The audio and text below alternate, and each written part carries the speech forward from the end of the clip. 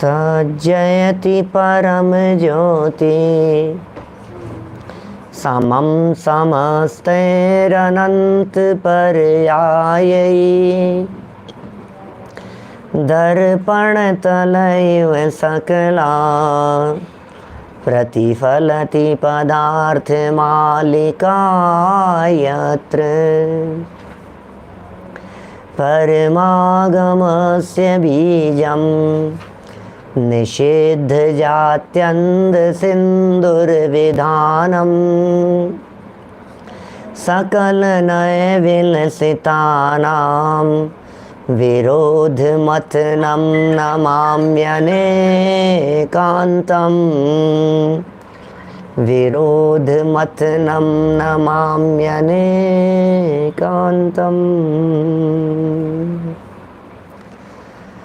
पुरुषार्थ सिद्धि उपाय नामक यह ग्रंथ है अमृत चंद्राचार्य की अनुपम रचना।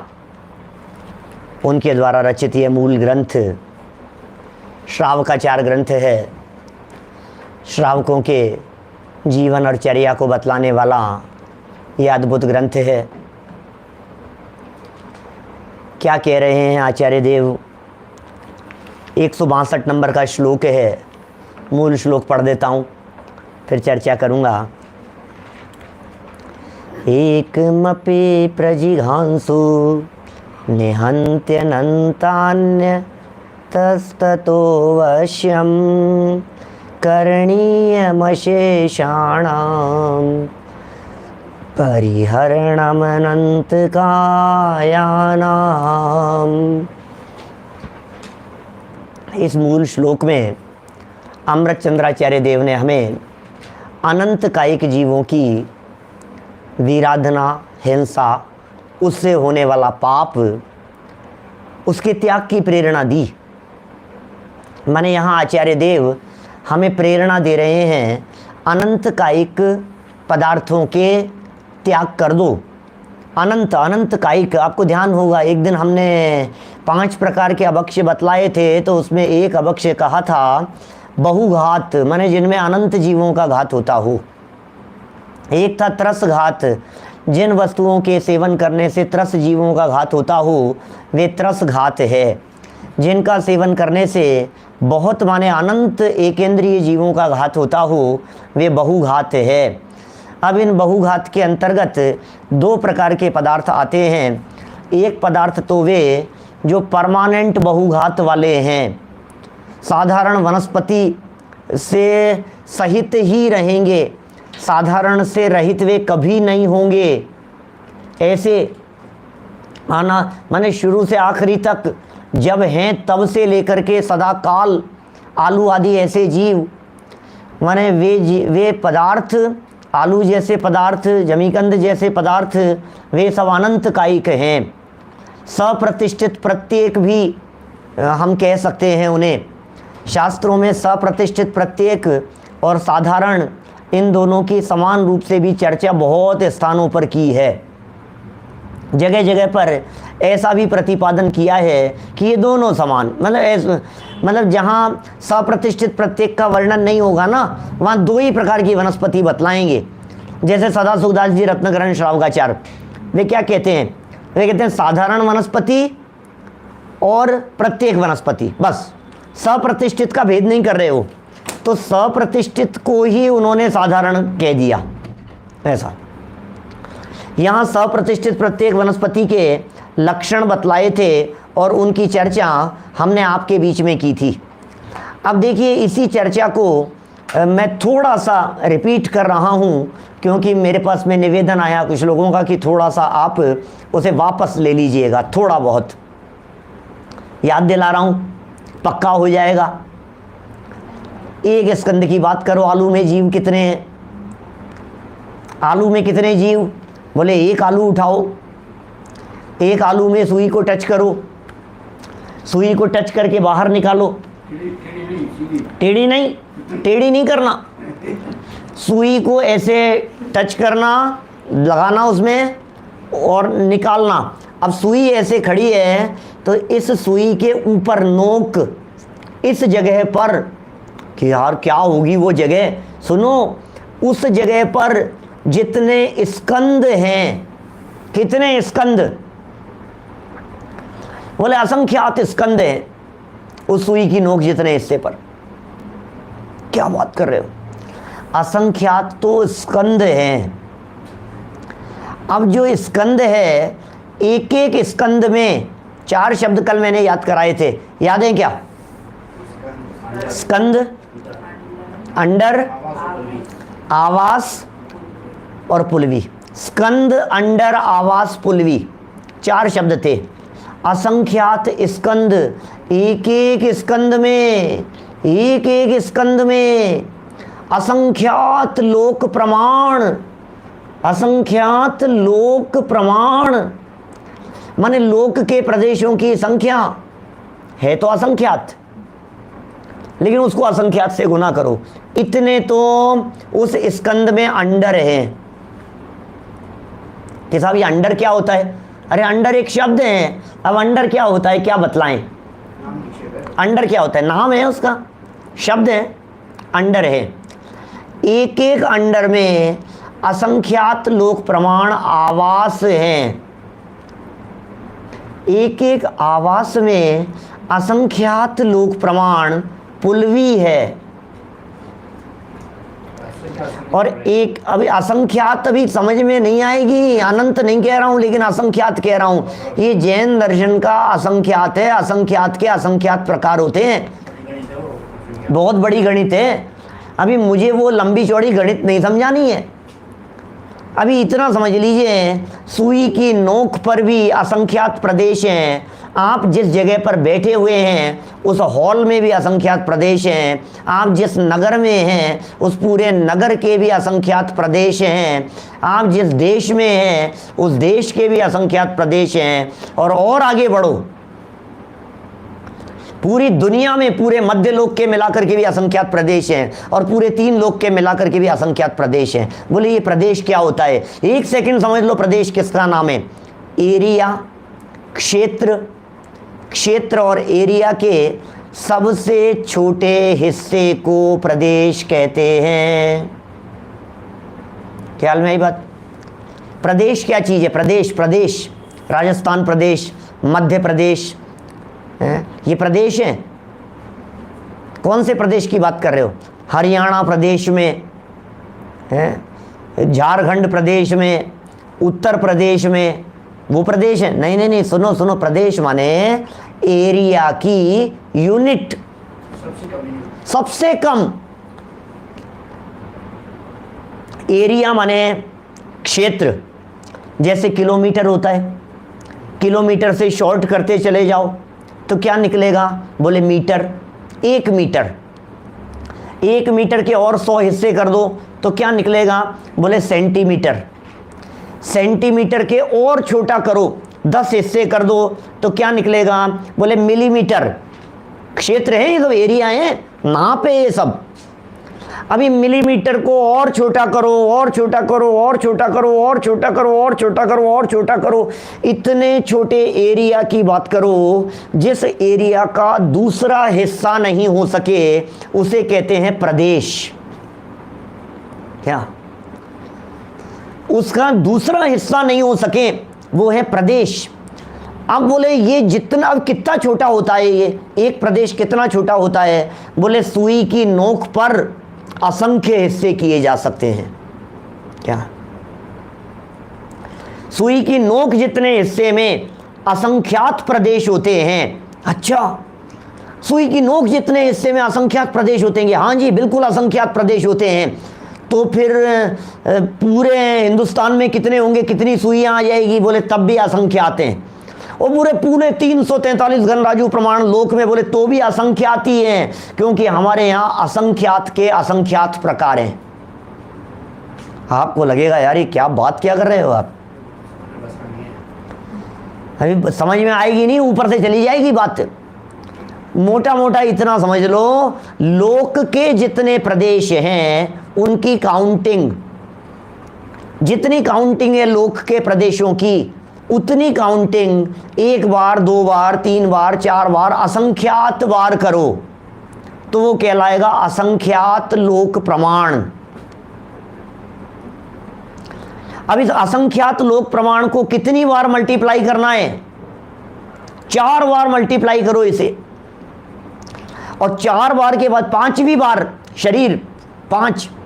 अब जब शरीर पर आ जाओ आप, क्योंकि असंख्यात लोक प्रमाण अंडर, फिर असंख्यात लोक प्रमाण एक एक अंडर के स्कंद, फिर एक एक स्कंद में असंख्यात लोक प्रमाण अंडर, फिर एक एक अंडर में असंख्यात लोक प्रमाण आवास, एक एक आवास में असंख्यात लोक प्रमाण पुलवी, एक एक पुलवी में असंख्यात लोक प्रमाण शरीर।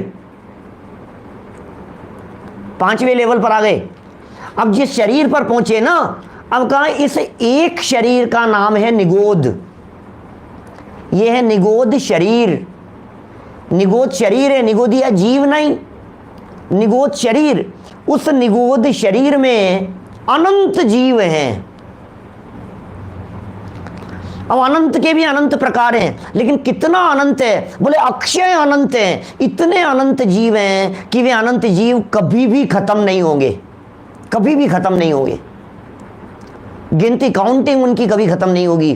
3 लोक 3 काल में जितने आज तक सिद्ध हुए हैं, हो रहे हैं, होंगे भविष्य में, सारे सिद्ध अनंत अनंत अनंत अनंत अनंत अनंत अनंत अनंत अनंत अनंत अक्षय अनंत जीव राशि उस एक निगोद शरीर में है। आप कल्पना करो कितने जीव हैं भाई साहब, कितने हैं निगोदिया जीव। अभी हम आपसे ये कहना चाह रहे हैं इतने निगोदिया जीव उस इतने से में हैं, तो सारे लोक में कितने निगोदिया जीव? अरे अनंत अनंत जीव तो ऐसे हैं दुनिया में भाई साहब। हम क्या बतलाएं आपको, जिन जीवों ने अनादिकाल से लेकर आज तक दूसरी पर्याय धारण नहीं करी, और अनंत काल में कभी करेंगे भी नहीं। अनंत जीव हैं ऐसे, निगोद ही निगोद, करेंगे भी नहीं। ऐसे भी जीव हैं जो कभी करेंगे नहीं। पर्टिकुलर जीव की बात नहीं हो सकती है, मैं समष्टिगत कथन कर रहा हूं। अनंत तो होंगे इस तरह के। उनमें से निकलकर, उन निगोदिया अनंत अनंत अनंत अनंत जीवों से निकलकर कोई जीव पृथ्वी का या दिक के अंदर आ जावे, महाभाग्यशाली होगा। उसके भाग्य की क्या महिमा गाएं हम, जो जीव एकेंद्रीय पर्याय से निकलकर के त्रस पर्याय की प्राप्ति कर लेवे। अब उस त्रस पर्याय की प्राप्ति करने वाले जीवों में 2 इंद्रिय से बढ़कर आगे आगे उत्तर उत्तर बढ़ते बढ़ते बढ़ते बढ़ते हम जिस जगह पर आ गए हैं, बड़े भाग्य से हमको मिला जिन धर्म, बड़े भाग्य से हमको मिले जिन वचन। ओह, महाभाग्य से जिन वचन मिल गए हैं, महाभाग्य से जिनवाणी सुनने का अवसर मिल गया है। महान महान महान महान कोई भाग्य ऐसा होगा जिसकी वजह से भगवान महावीर स्वामी की वाणी का सुनने का योग हमारे को मिल गया है। महान भाग्योदय है जिसकी वजह से हमें ये मनुष्य जीवन, जैन कुल, जिनवाणी सुनने का अवसर, शुक्ल आयु, निरोगता, ये सब अवस्थाएं प्राप्त हो गई है। हमारे शरीर के आश्रित रहने वाले भी अनंत जीव हैं जो निगोदिया जीव हैं। अनंत जीव हैं इस शरीर के आश्रित, अनंत अनंत जीव हैं इस शरीर के आश्रित। शरीर के ब्लड, इसका ब्लड की एक ड्रॉप, असंख्यात जीव हैं उस ब्लड की एक ड्रॉप में। बोलो, असंख्यात जीव हैं उस ब्लड की एक ड्रॉप में, त्रस जीव।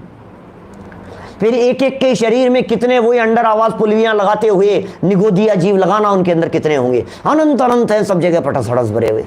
क्या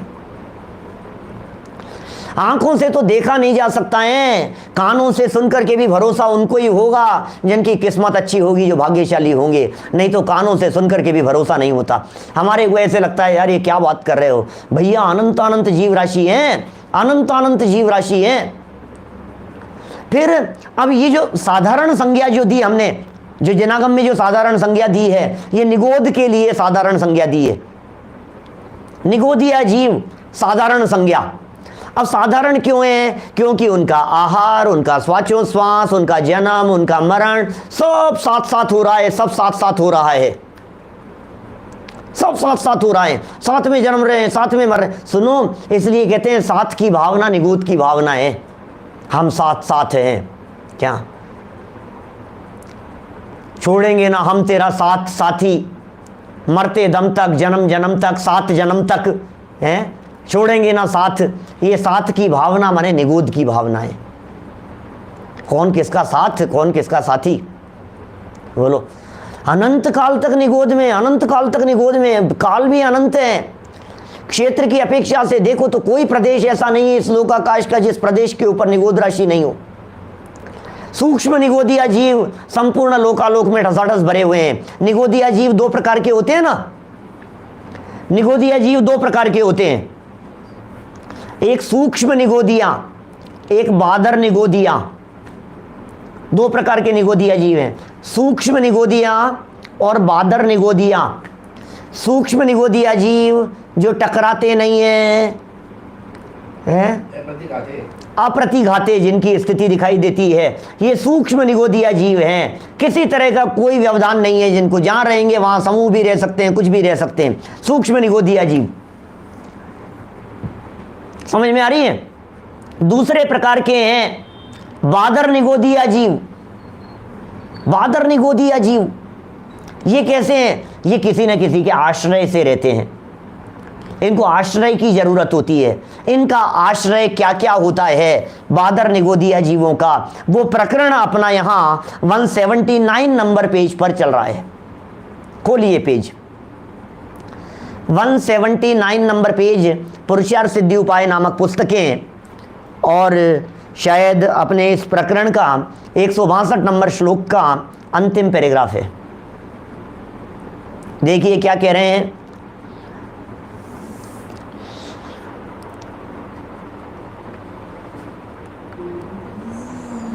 तथा दो इंद्रिय, तीन इंद्रिय, चतुरिंद्रिय, पंचेंद्रिय, त्रियंच एवं मनुष्य शरीर। इसके आगे लाइन लिखनी है आपको।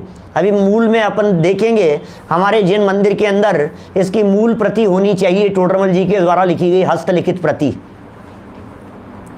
उससे भी मिलान करके देखेंगे कि क्या लाइन छूटी है, क्या यहाँ कुछ चूक हुई है, क्योंकि ये लिखने में, क्योंकि टाइप होती है ना पूरी सब चीज़ें, हर चीज़ को अपन विद्वान की गलती नहीं कह सकते। छपने में भी गलतियां हो जाती है, टाइप में गलतियां हो जाती है, करेक्शन में गलतियां हो जाती है, सेलेक्ट किया हुआ होता है, एक गलती से एक बटन दब जाता है तो लाइन पूरी डिलीट हो जाती है, पता भी नहीं लगता है।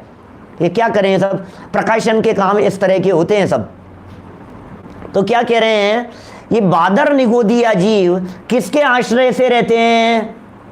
बोले दो इंद्रिय, तीन इंद्रिय, चतुरिंद्रिय, पंचेंद्रिय।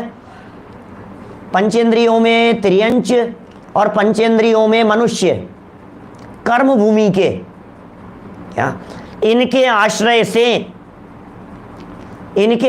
से बहुत जीव रहते हैं। देखो भोग भूमि वालों के होते हैं, भोग भूमि वालों के भी होते होंगे, है ना। तो त्रियंच और मनुष्य, क्योंकि इसमें इन्होंने अभी भेद नहीं किए, उसको उससे देखना होगा। तो क्या कह रहे हैं यहाँ, पंचेंद्रिय त्रियंच और पंचेंद्रिय मनुष्य हो गया, इनके शरीर के आश्रय से, और वनस्पति सप्रतिष्ठित प्रत्येक वनस्पति उसके आश्रय से बादर निगोदिया जीव रहते हैं। क्या समझ में आ रही है? इनके आश्रय से बादर निगोदिया रहते हैं। त्रस जीवों के शरीर में, दो इंद्रिय जीव के शरीर में भी रहते हैं, क्या तीन इंद्रिय जीव के शरीर में भी रहते हैं, चार इंद्रिय के, इन सबके शरीर में रहते हैं। अभी कहाँ नहीं रहते हैं? तो इसमें ये जो चार शब्द दिए हैं, चार नए शब्द आपको याद रखने पड़ेंगे। आप देखिए 177 पर दिए हैं, कहाँ नहीं रहते हैं। इसका मतलब कहीं ना कहीं छपने में ही गड़बड़ हुई है, क्योंकि इसका स्पष्टीकरण 177 नंबर पेज पर भी था। क्या था बोलो? 5 स्थावरों में से पृथ्वी का बीच में है, 177 पेज पर बीच में 5 स्थावरों में से पृथ्वी का है, जल का है, अग्नि का है, वायु का है। इन चार में तो निगोद के जीव रहते नहीं। आगे ने बात समझ में? क्या लाइन दी थी 177 पर? तो जब 177 पर ये लाइन दे चुके हैं, इन चार में निगोद जीव रहते नहीं। अब चार और बतला रहे हैं आपको किस तरह से सुधारना है वो आप सुधार लीजिएगा, मैं बता रहा हूं। पृथ्वी का एक के शरीर में निगोद नहीं रहते, बादर निगोदिया की बात चल रही है। तो जल का एक, अग्नि का एक, वायु का एक, इनके शरीरों में भी बादर निगोदिया जीव नहीं रहते, इनके शरीर के आश्रित बादर निगोदिया जीव नहीं रहते। 4 हो गए। 5वां, केवलियों के शरीर में, केवलियों का परम औदारिक शरीर होता है, ये लिखा है यहां पर। केवलियों के परम औदारिक शरीर में भी निगोदिया जीव नहीं होते, बादर निगोद से रहित हो जाते हैं। उनके नीचे वाले जितने भी जीव थे, आप हम जैसे जीव मनुष्य गति के, सबके साथ में बादर निगोदियां हैं, लेकिन जैसे ही 12वें गुणस्थान के अंतिम समय तक पहुंचे सब खत्म, सब खत्म। और 13वें गुणस्थान के अंदर पहुंच गए, बादर निगोदिया जीवों से रहित शरीर हो गया। वो परम औदारिक शरीर होता है अरहंतों का, माने अरहंतों के शरीर में निगोदिया जीव नहीं होते। ठीक है, कितने हो गए? पृथ्वी, जल, अग्नि, वायु, इनके शरीरों में, अरहंत भगवान के शरीर में 5 हो गए। इसके अलावा आहारक शरीर में एक होता है आहारक शरीर। यह आहारक शरीर क्या होता है? इसमें लिखा है यहाँ आहारक शरीर। बोले रिद्धिधारी मुनिराजों के एक आहारक नाम का शरीर होता है। कौन से रिद्धि वालों के? सारे, सबके नहीं। जिन जीवों के आहारक नाम की रिद्धि है, बोलो क्या कहा? जिन जीवों के आहारक नाम की रिद्धि है, जिन मुनिराजों के, जिन भावलिंगी संतों के एक आहारक नाम की रिद्धि होती है, उन मुनिराजों के शरीर औदारिक तो होता ही है। मनुष्यों का शरीर औदारिक कहलाता है, ऐसा शरीर तो होता ही है मुनिराजों का, ऐसा ही होता है, अपने जैसा ही शरीर होता है। लेकिन उनके रिद्धि के प्रयोग के लिए, रिद्धि के प्रभाव से उनके मस्तक में से एक पुतला निकल जाता है शंका के समाधान के लिए या तीर्थ वंदना के विकल्प से। 2 कारण बतलाए गए हैं। आहारक नाम का पुतला बॉडी में से निकलता है, एक नई बॉडी बन जाती है, उसे आहारक पुतला कहते हैं, उसे आहारक शरीर कहते हैं। जानते हैं ना? ये जो औदारिक शरीर है, उसी में से रिद्धिधारी मुनिराज इतना बड़ा होता है, 1 हाथ प्रमाण, ये कोहनी तक 1 हाथ प्रमाण होता है, इतना सा पुतला, इतना छोटा सा समझ लो आप। वो मनुष्य के आकार का होता है, सफ़ेद होता है, बिल्कुल बिल्कुल वाइट सफ़ेद होगा। वो दिखता नहीं है, क्यों? क्योंकि वो बहुत फास्ट मूवमेंट है उसका, बहुत फास्ट मूवमेंट है पौद्गलिक, है पुद्गल का। इतना अरे क्या दिखेगा, इतना अपने आंखों की पलकों के बारे में कही थी मैंने एक दिन बात। आंखों की पलकें झपक करके बस चले जाती है तो हमें पता नहीं लगता कोई आया। ये कोई आकर के चला जाए ना तो एकदम हमें पता नहीं लगता है कि कोई आया। और इतना फास्ट चलता है वो तो कि जहां मतलब समझ लो आप सैकड़ों योजन तक चला जाए, क्या बहुत ऐसे लगातार बिल्कुल सीधा चला जाए, केवलियों के पादमूल में चला जाए शंका के समाधान के लिए। कोई शंका हो गई मुनिराज को, तत्व के बारे में किसी प्रकार की कोई सूक्ष्म शंका हो गई, ऐसा विकल्प आ गया और वो पुतला निकला और पुतला निकल करके चला जाएगा जहां केवली श्रुत केवलियों का जहां पादमूल होगा, जहां तीर्थंकर परमात्मा मिलेंगे, बस वहां तक जाकर के अरे सेकंडों के भीतर गया, शंका का समाधान हो गया, वापस लौट करके आ जाता है, मूल शरीर में प्रवेश कर जाता है। ऐसा होता है क्या? हाँ, कारण कोई भी जो भी होगी, मूल तत्वों में शंका नहीं होती क्या? तत्व में तत्व मतलब तत्व के संबंध में भी यदि तो बहुत कोई सूक्ष्म है, कोई ऐसी शंका नहीं है जिससे उनके गुणस्थान प्रभावित होवे। सूक्ष्म बातें रह जाती है, कहीं कोई जिज्ञासा के अंदर कोई बात खड़ी हो गई और कोई तीव्र जिज्ञासा उठी तो चला जाएगा, वो नाक की सीध के अंदर जाता है वो, क्या बिल्कुल सीधा जाएगा, बिल्कुल सीधा निकलेगा मस्तक में से और नाक की सीध में जाएगा, और नाक की सीध में जाएगा और राइट हैंड साइड में टर्न लेता चला जाएगा वो, जहाँ जहाँ 90 डिग्री के ऊपर टर्न लेता है और जहाँ उनको केवली श्रुत केवली मिलेंगे वहाँ शंका का समाधान करके आ जाता है। अभी ज़्यादा विस्तार से नहीं करूँगा चर्चा, शायद हो सकता है मेरे विशिष्ट प्रवचनों में एक प्रवचन हो 5 शरीर। पहले मुंबई में तो चलाया था मैंने एक बार, पता नहीं उसका तो, और एक प्रवचन है 7 प्रकार के समुद्घात। तो 7 प्रकार के समुद्घात में भी इनकी विस्तृत चर्चाएं मिलेगी आपको। 5 प्रकार के शरीर वाला प्रवचन होगा तो उसमें भी मिलेगी। विशिष्ट प्रवचन वाले फोल्डर में प्रवचन तलाश लीजिएगा, जिनको और विशेष गहराई से पूरा 1 घंटा उसी की चर्चा है, कैसे निकलता है, क्या होता है, कहाँ कहाँ क्या क्या होता है, उसकी चर्चाएं हैं। तो वो जो पुतला निकला है ना पौद्गलिक वाइट कलर का, उस पुतले में वो जो पुतला निकला था, बोले वो जो पुतला था उस पुतले में शरीर था, वो आहारक शरीर था, वो उसमें निगोदिया जीव नहीं है, निगोद रहित है वो, उसे आहारक कह दिया। 6 हो गए पॉइंट यहां तक। पृथ्वी जल अग्नि वायु का शरीर, केवलियों का शरीर, ठीक है, और आहारक शरीर, 6 हो गए। और 7वां एक बिंदु और है, जिसे कहीं कहीं लिख दिया जाता है कि 7 जगह पर निगोद नहीं होते, कहीं लिख दिया जाता है 8 जगह पर निगोद नहीं होते। 7 कहेंगे तो क्या कहेंगे, वैक्रियक शरीर के आश्रय से निगोद नहीं होते। क्या समझ में आई बात? वैक्रियक शरीर यदि होगा तो वैक्रियक शरीर के आश्रय से तो 7 बातें हो गई। अब वैक्रियक शरीर क्या होता है? हैं? बोले देवों और नारकियों का शरीर वैक्रियक होता है। इनको 2 गिनेंगे तो हम कह देंगे कि भाई ये देव और नारकी हो जाएंगे। समझ में आ गई बात? उसमें नहीं होता।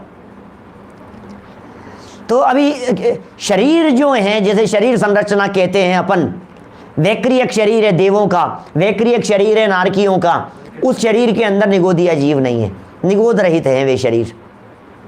सूक्ष्म होते हैं वे शरीर भी, वैक्रियक शरीर भी, औदारिक वैक्रियक आहारक तेजस कार्मणानि शरीराणि परम परम सूक्ष्मम प्रदेश तो संख्य गुणम प्राक तेजसात अनंत गुणे परे।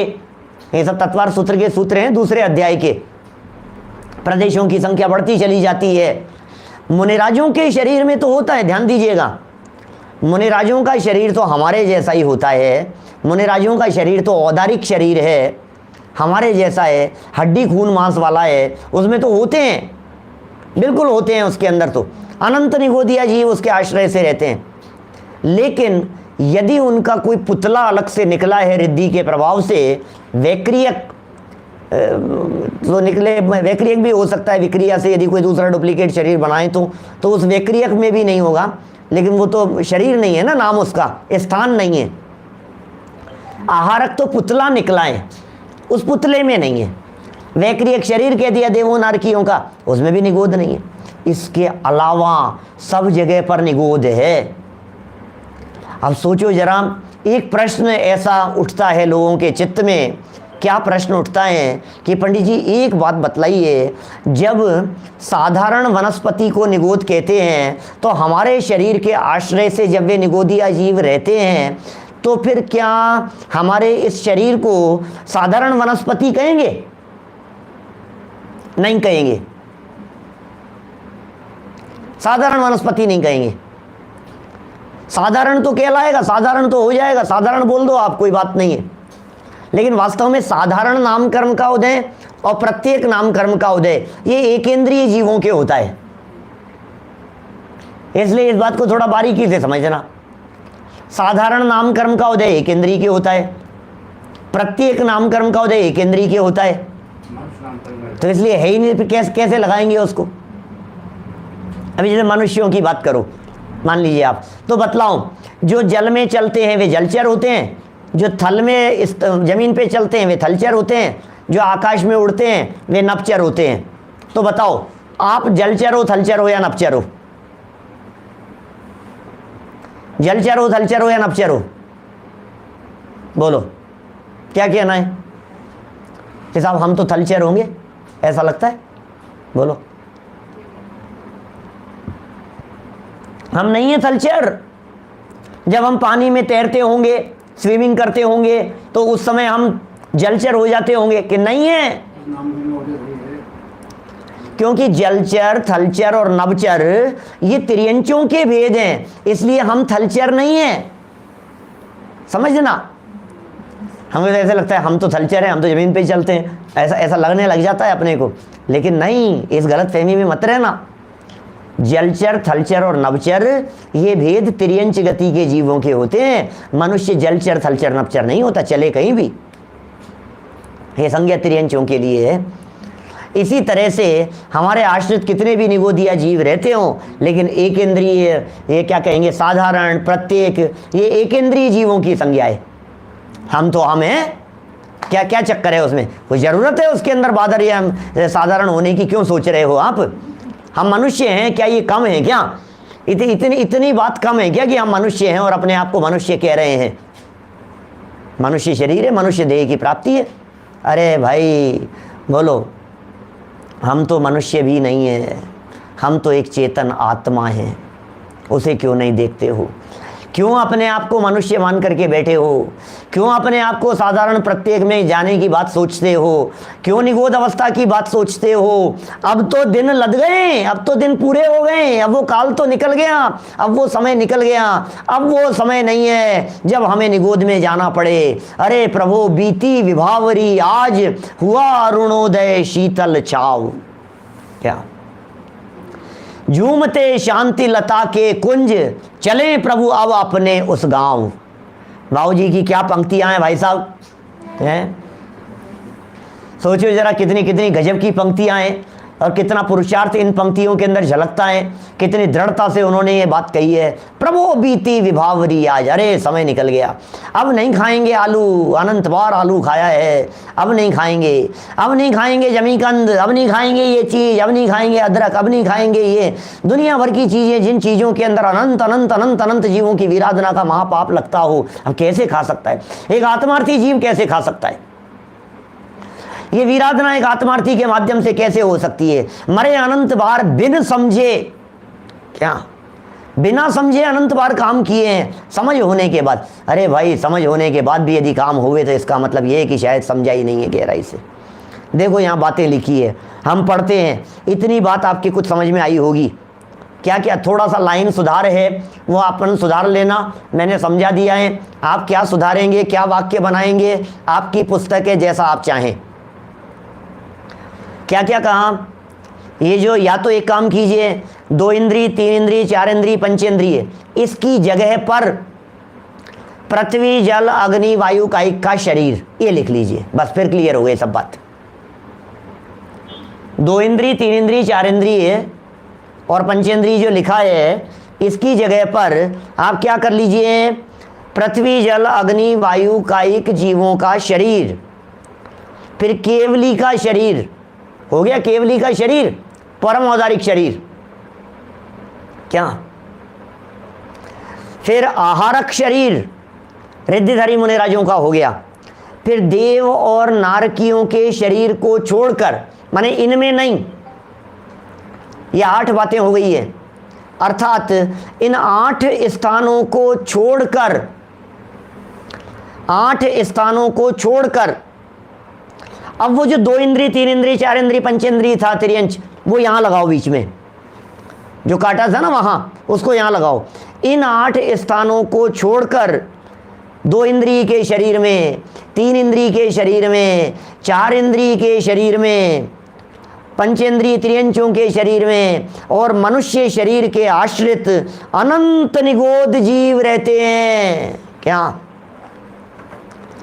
इन सब के आश्रित अनंत निगोद जीव रहते हैं। अब जरा सोचो आप क्या कहना चाह रहे हैं। हाँ, ये किस तरह की बात कह रहे हैं? अनंत निगोदिया जीव हैं। हम कौन सी जगह पर आ गए हैं? हम जिस जगह पर आ गए हैं, एक बार उसका भाव भाषण हमारे को करना चाहिए। हम जिस जगह पर आ गए हैं, ये बड़े भाग्य से आ गए हैं भाई साहब, बड़े भाग्य से हमारे को ये अवसर मिल गया है और अब ये अवसर खोने योग्य नहीं है। अब ये अवसर चला नहीं जावे। बहुत गहराई से भावपूर्वक हमें इस बात को समझना चाहिए। क्या बढ़े आगे? देखो क्या कह रहे हैं यहाँ पर, कुछ और बात कह रहे हैं।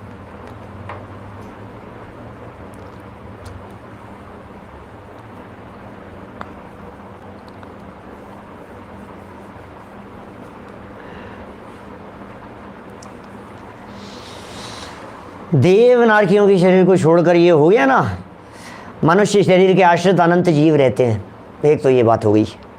जिन वस्तुओं के ऊपर फफोड़ा आ जाए, ये फफोड़ा क्या होता है? फफूंद, फफूंद, हल्की सी भी फफूंद आ गई किसी चीज़ के ऊपर, कई चीज़ों के ऊपर आ जाती है, आपकी सुबह से शाम तक आ जाती है। फफूड़ा माने फफूंद होती है ना, क्या कहते हैं उसको, आप जो भी समझ लो, फूला फफूंद, वाइट वाइट सा कुछ ऐसा आवरण जैसा आ गया, कुछ ऐसा दिखने लगा है, फंगस। फंगस जो किसी भी चीज़ में हो जाती है, सुबह सब्जी बनाई शाम तक आ जाती होगी, कभी कभी किसी उसमें आ गई, जूस में, अचार वगैरह में। अचार तो खाने योग्य, अचार तो मूल में ही अभक्ष्य है। अभी क्या क्या पदार्थ अभक्ष्य हैं, उन अभक्ष्यों की चर्चा तो आगामी श्लोक के अंदर करने वाले हैं। फुग लग जाती है, फंगस जिसे कहते हैं, वो हो जाती है।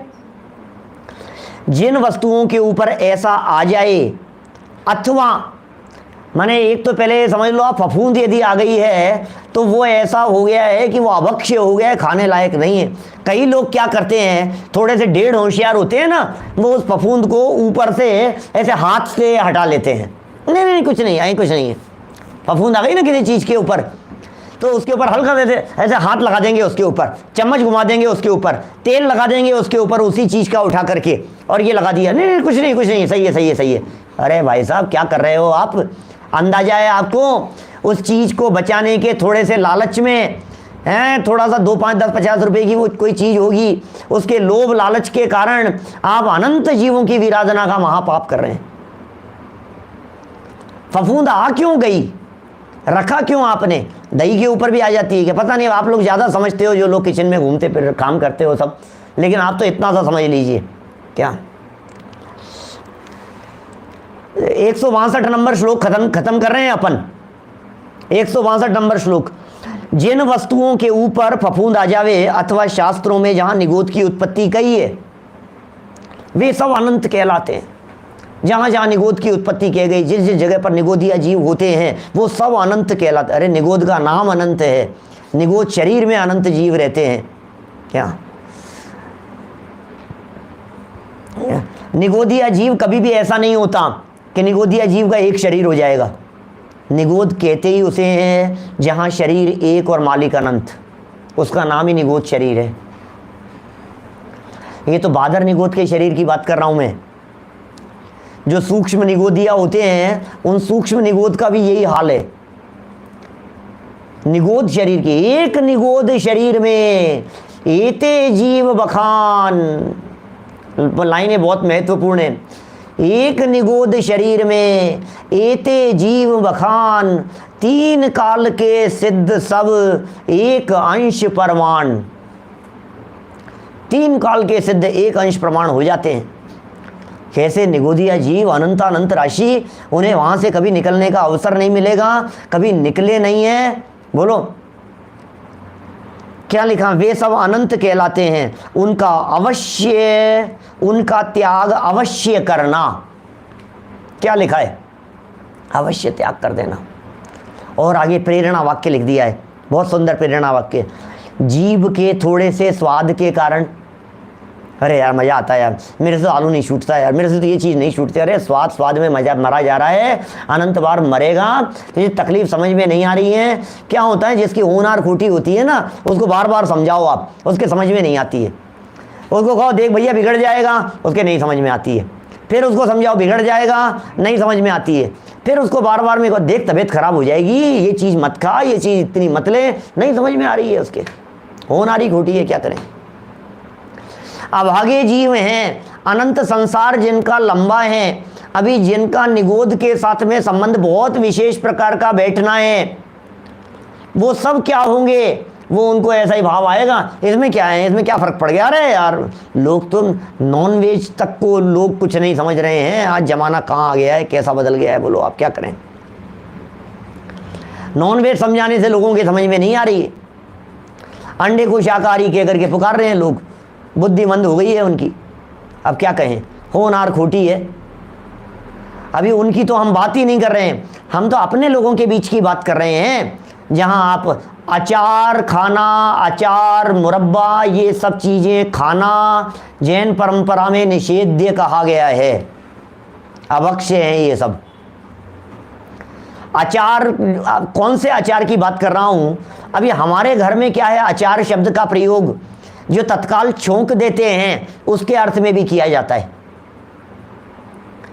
लेकिन वास्तव में जो आचार होता है वो महीने 2 महीने 6 महीने का होता है, 6 7 7 महीने, साल भर का, क्या 6 महीने साल भर का पुराना, जितना पुराना होगा वो आचार वही जो है ना, तब जा करके वो आचार बनता है, वो आचार अभक्ष्य होता है।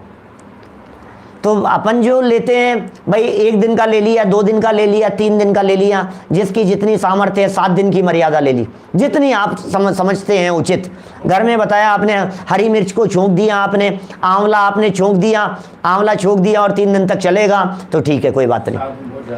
आप जितना निभा सकें, आप एक रोज का रोज बनाइए, आप रोजाना हरी मिर्च छोंक लीजिए, हरी मिर्च का अचार जैसा हो गया वो, उसका सेवन कीजिए, तत्काल बना करके खाइए। जो बना करके बहुत समय तक रख लेते हैं उस अभक्ष्य के निषेध की चर्चा हमारे शास्त्रों के अंदर की गई है। और ये कह रहे हैं थोड़े से स्वाद के कारण हुआ क्या क्या हाँ, अगले श्लोक की तो चर्चा करेंगे। अभी अगला श्लोक कहाँ आ गया अभी यहाँ, अभी अगले की चर्चा कहाँ से आ गई? अभी तो 62 के अंत की पर चर्चा चल रही है ना। अभी यहाँ 2-4 मिनट बचे हैं, नया श्लोक पढ़ करके क्या करेंगे? देखो, जीभ के स्वाद, थोड़े से स्वाद के कारण, क्या जीभ के थोड़े से स्वाद के कारण, स्वाद कितनी देर का है? क्या मजा आएगा आपको, ये बात बतलाइए, बोलो। जो आपको मजा आ रहा है ये स्वाद कितनी देर का है? रखा और गले से नीचे उतर जाने के बाद अब गायब हो गई वो चीज, अब वो स्वाद नहीं है, अब तो कल्पना मात्र रह गया है, क्षण मात्र का आनंद। देखो, जब तक चीज सामने रखी हुई है, सामने, तब तक उसका स्वाद नहीं आता। जब उसे उठा लिया है तब भी स्वाद नहीं आता। जब उसे यहां नजदीक ले आए तब तक भी स्वाद नहीं आता। और जब उसे जवान पर रखा तब किंचित स्वाद आ रहा है, और जवान से उतरते ही स्वाद आना बंद हो जाता है। अब स्वाद कितनी देर रहा बतलाओ? चंद क्षणों के लिए जीभ के साथ में संपर्क में रहने जितनी देर के लिए स्वाद रहा, और इतने से स्वाद के कारण, ये कोई इंसानियत है? ये जैनत्व है कि हमारे थोड़े से स्वाद के कारण अनंत जीवों को मौत के घाट उतार देवे? नहीं भाई, हमसे ये पाप नहीं हो सकता। तो फिर साहब कौन कौन सी चीज़ों में, लोग बहुत सारी चीज़ें पूछते हैं, आगे भी इसके अंदर बहुत सारी चीज़ों की चर्चा आएगी। कल तो प्रकरण ही पूरा इसी प्रकार का आएगा। 163 नंबर के श्लोक में तो पूरी भक्ष्य अभक्ष्य की चर्चा की है। क्या खाना, क्या कैसे खाना, किसकी कितनी मर्यादा है, क्या है, यही सब चर्चाएं उसके अंतर्गत की है आगे वाले श्लोक में। लेकिन कुछ पूछते हैं मेथी का क्या स्थिति है, धनिये की क्या स्थिति है, पालक की क्या है, कि पालक में तो बहुत जीव कहे हैं, वो तो अनंत कायिक कहा गया है, पालक तो अभक्ष्य है। अब मेथी और धनिया की क्या स्थिति है, अलग अलग प्रकार की, क्योंकि ऐसा स्पष्ट कहीं मेथी नाम से मिले, कहीं धनिया नाम से मिले, तब तो हम स्पष्ट कहें। ऐसा भी संभव है कि धनिया की एक पत्ती में एक जीव हो, एक पत्ती में, और ऐसा भी संभव है कि अनेक जीव हों उसमें भी, उसके आश्रय से भी, ऐसा भी संभव है। तो इसलिए यथा योग्य उसको जैसा हो समझ लेना। भाई एक पत्ती तो खाते नहीं हो आप, तो पूरा खाते हो, इसलिए चौमासे में छोड़ देते हैं, है ना, चौमासे के समय में, क्योंकि उसके आश्रित बहुत सारे हो जाते हैं। अभी पत्ती नहीं, पत्तियों के अंदर जीव ज़्यादा हो जाते हैं। धनिया जो है ना फटाफट ऐसे बहुत सारा उगता है ऐसे, तो वहाँ जहाँ उग रहा है वहाँ जीवों की उत्पत्ति ज़्यादा हो जाती है, इसलिए। और जब उसको साफ करते हो तो एक एक पत्ती तो साफ करते नहीं हो आप धो करके, इसलिए भी उसके अंदर विराधना का पाप लगता है। जितना बच सको उतना बचने की कोशिश करना चाहिए, है ना। कोशिश करें, हम क्या कर सकते हैं, कितना कर सकते हैं। 4 महीने चौमासे के अंदर त्याग कर दिया, चौमासे में नहीं लेंगे, भादवे के महीने में नहीं लेंगे, चलो भादवे के महीने में हरी पत्ती नहीं ले रहे हैं, इतना छोड़ दिया। अष्टमी चतुर्दशी को तो हरित काय के सेवन का ही निषेध कर देते हैं अपन। अष्टमी और चतुर्दशी के दिन तो आप हरी का सेवन नहीं करें। आज जैसे अष्टमी है ना, अष्टमी का दिन है, तो हरी का सेवन नहीं करें। तो जितना निभ सके अपनी भूमिका का विचार करके, अपनी पात्रता का विचार करके, अपने परिणामों की सरलता का विचार करके, परिणामों में तीव्र आकुलता न होवे, इस बात को ध्यान में रखते हुए, क्योंकि असली चीज तो, असली कमाई तो आपके परिणामों की निर्मलता है। इन खान पीन की चीज़ों का तो त्याग किया व्यवहार में, लेकिन असली बात तो यह है कि जब तक हमारे परिणाम इन खान पान की चीज़ों से भी उठकर अपने स्वभाव के आश्रित नहीं होंगे, तब तक असली काम नहीं होगा। क्या माने, जब परिणाम अपने स्वभाव के साथ में जुड़ेंगे तो असली वो शुद्धोपयोग होगा। असली गुणस्थानों का बढ़ना तो उससे होता है भाई साहब। चरणानुयोग का प्रकरण था, इसलिए चरणानुयोग संबंधी इतनी बातें कही है। यह सब करते हुए, इन सब का त्याग करते हुए अपने आप को कोई बहुत बड़ा महान त्यागी व्रती संयमी, मैं तो बहुत बड़ा हो गया, मैंने कोई बहुत बड़ा काम कर दिया, बहुत बड़ा तीर मार लिया, ऐसा मत समझने लग जाना, क्योंकि इनमें धर्म नहीं है, ये व्यवहार है, ये जैन आचार है, ये जैन आचरण की चर्चा कर रहे हैं, ये धर्म की चर्चा नहीं कर रहे। जैनियों का सदाचार है, जैन लेवल पर किस तरह का आचरण जैनियों का होना चाहिए वो यहाँ बतलाया जा रहा है। हम सभी अपने इस आचरण को सुधार कर अपने परिणामों की संभाल करते हुए उत्तर अल्पकाल में बढ़ते हुए सिद्धालय तक पहुँचें, इसी मंगल भावना से बात को यहीं विराम दे रहा हूँ। कल विषय को और आगे बढ़ाएंगे। निज निधि निज में बताई, यह अनंत उपकार है, उसके लिए जनवाणी माँ को वंदना शतबार है, वंदना शतबार है। 9 बाणोकार मंत्र। राम हरि हंता